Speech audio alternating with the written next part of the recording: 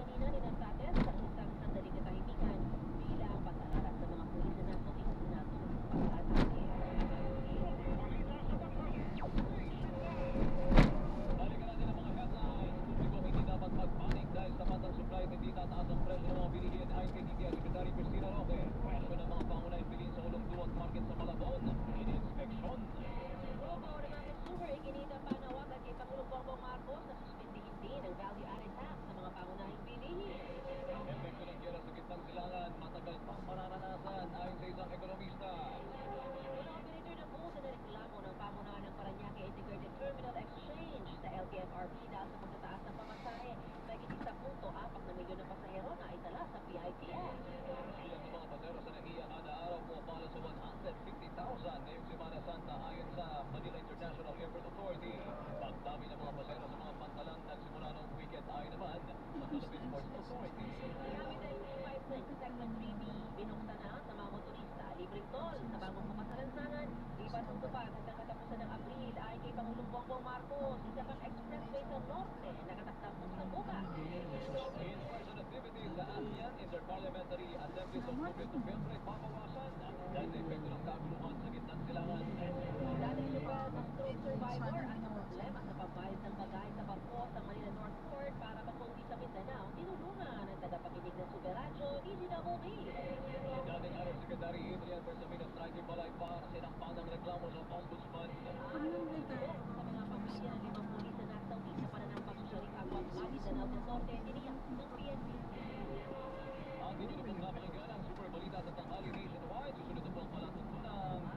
Kasama po ang inyong kapusong si Nagkinaman po ang inyong mga naging tagapagbalita sa alam pa rin po ni Orly Trinidad. Ako po ang inyong kapuso patandem, Julen Fuego. Lord Alvio, ako po inyong kapuso, Lala Roque. Ito po ang super balita sa tanghali nationwide. Naman na ng fake news. Inyong napakinggan ang super balita sa tanghali nationwide. Hatid sa inyo ng Super Radio DZWB at lahat ng Super Radio sa buong Pilipinas. Super balita sa tanghali nationwide. Walang kinikilingan, walang pinoprotektahan. Super balita sa tanghali. Dito po?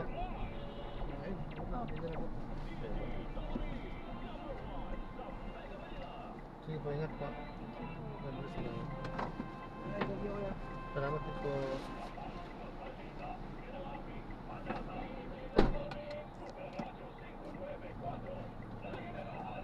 Ayan, so na-drop na natin. So maraming salamat po sa panonood. Ayan, so ingat po at God bless. Paalam po muna, pansamantala tayo ay gagawa na ng ibang video sa ating susunod na misyon. Paalam po muna, pansamantala. This is Jam, the Filipino Channel, ang inyong pong lingkod. Paalam po.